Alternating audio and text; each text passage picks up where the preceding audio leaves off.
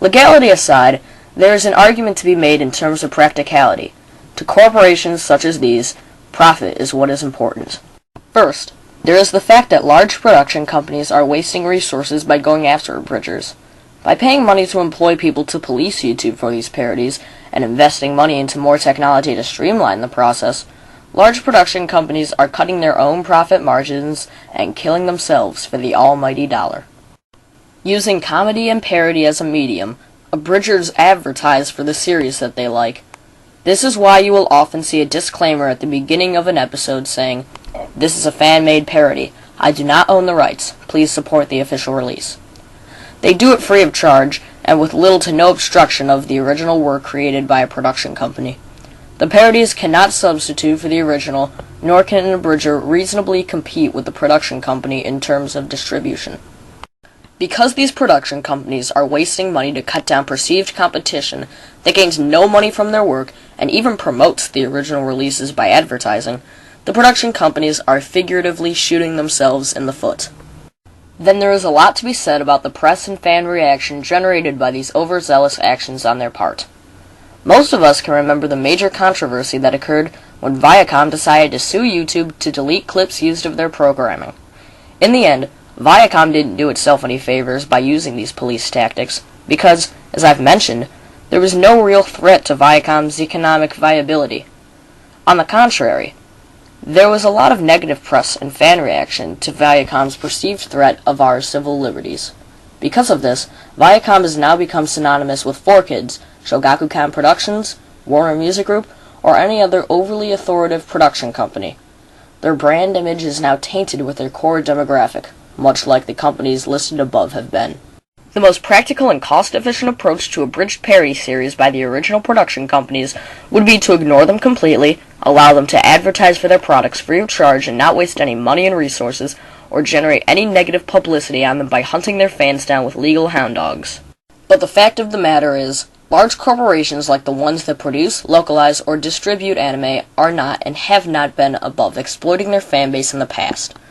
Music giants like WMG will often post the original music video of a particular song on YouTube and use the fans of that band or performer to get the video advertised and accessible to millions of viewers.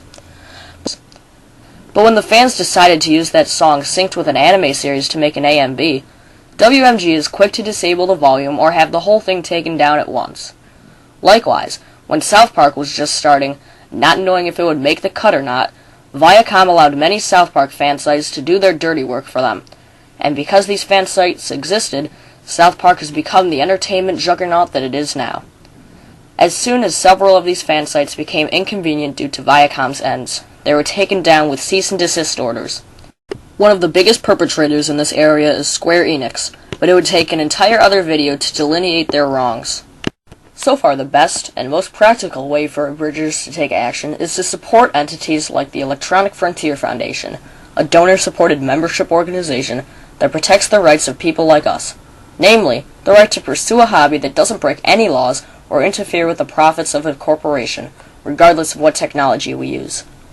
In the past, the EFF have supplied legal advice and attorneys free of charge to people who have got caught in the crossfire of the RIAA's lawsuits against its own customers. Bear in mind that this is not meant to be an assault on the values of the free market. Corporations have every right to do whatever they must to protect their brand and their profit. However, I haven't seen any evidence showing that an abridged series do harm to either. Their role is neutral at worst, and the actions on the part of the production companies have only been detrimental to their brand and their profit. Yes, it is the duty of every American to help protect free enterprise and not infringe on the rights of corporations to make goods and services necessary for the common good. But even the most strict and loyal capitalist will agree that corporations bullying their own customers with lawsuits for making non-commercial, non-substitute derivative works, such as fan sites, or in this case, abridged parody series, is an invasion of our individual rights. The feud between the abridger and the production company hasn't become as volatile as the one between the RIAA and the people who got free music using peer-to-peer file management. At least for now. But just like Viacom or the RIAA did before, any production company can easily trample our rights if they so choose. So, to make this very long story short, shut up and enjoy what the abridging community is doing for you, production companies. It's not costing you a damn thing, and it makes us, your core demographic, happy to do it. All sources cited can be located in the description.